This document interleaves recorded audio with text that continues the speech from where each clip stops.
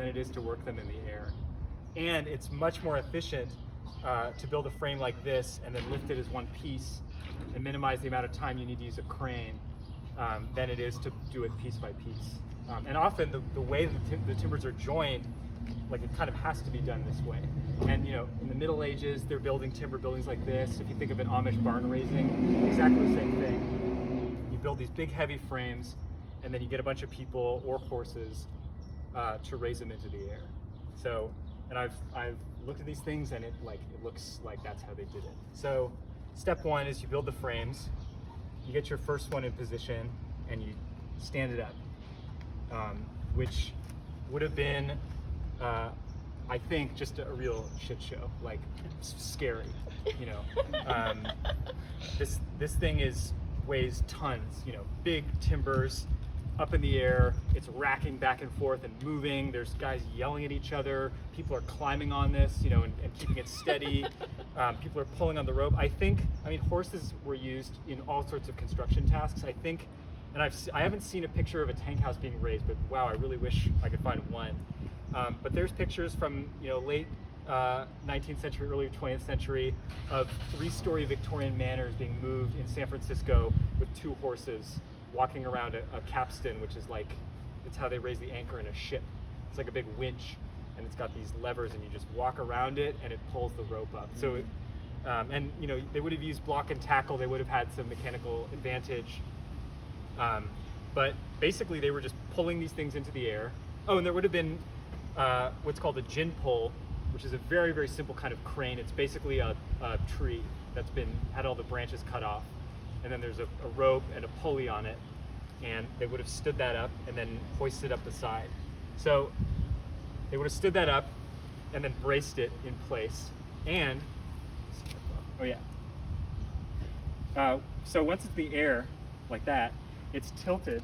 It's not straight up and down, which is like, makes it much harder. But they would have used one of these. There's a plumb bob to check and make sure it was in the right place. I was talking to someone 2 weeks ago who built these in Mendocino in the 70s, and he said, like, oh yeah, you had to have your plumb bob at all times because they'd constantly be checking and rechecking and rechecking. So that was kind of the most, maybe that was like the second most harrowing part of the whole thing. I'm missing some parts here. Let's see. Oh, they're under here. Okay, one sec. This is only my second demonstration, so bear with me. Doing great. Okay.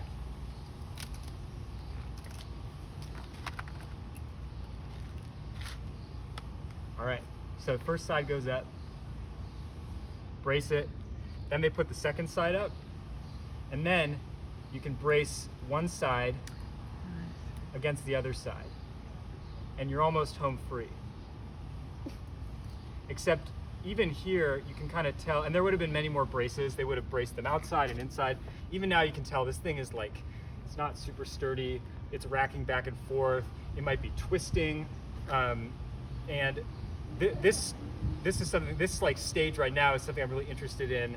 You know, when they're building conventional houses, they raise all the walls in a similar manner, and then they have to kind of tune them and get them plumb and get them square, you know, reestablish the square. And it's kind of like, it's a lot of like little kind of squirrely little movements, but imagine doing it with these massive frames that are, you know, swaying over you. It's like, kind of terrifying to think about. So once these were put in, then I actually don't think the perpendicular sides would have been built as bents. I think they would have been basically cut to fit. They would have pulled measurements and then cut the timbers, and then placed in sides. There we go. Good enough. Okay. Get in there. And there you go. Then you've got your tower. Also, I found, because I check this when I find new towers, I check the slope. The slope is almost always 1 in 12, which means that for every 12 inches you go up, you go 1 inch over. That's how you talk about the slope of a roof. You could say a roof is a 3 in 12 pitch or an 8 in 12 pitch. They're almost always 1 in 12. I think just because they knew that it would work. I mean, they weren't engineering these structures. It was just carpenters who knew how to do it. They'd been, they built these over a span of 50 or 60 years, and they knew that 1 in 12 would work. And it also makes for some pretty easy carpenter math, because if you have a 24-foot tall tower, the top is going to be 2 feet in from where the base is. You want to make things easy. So this is, your 1 in 12. You just check it. And then once that's all built, somebody gets to climb up there and hoist up these huge girders, and then they frame the platform. And then, does anyone have well, maybe, let's see if it'll, that might be too big. I had a little kombucha bottle on it yesterday, and it did fine with that. Let's see. That's gonna be too heavy. This might be lighter. Yeah, let's try that.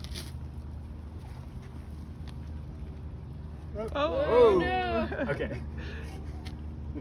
All right, well, you get the idea.